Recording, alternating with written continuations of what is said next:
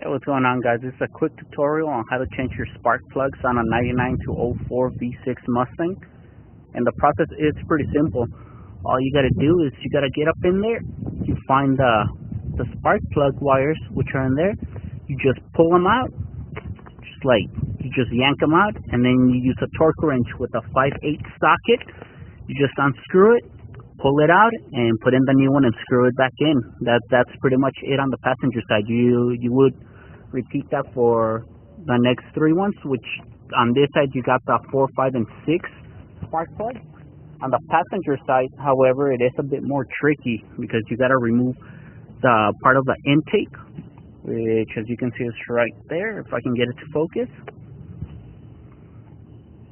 Right, and basically you just unscrew here at the throttle body, you unscrew here, and you just remove this piece right here. You just remove that, and then you can access the spark plugs, and you do the same process you did on that other side, which is just unscrew it with a 5/8 socket, and you're good to go. That's pretty much it. It's a very simple process.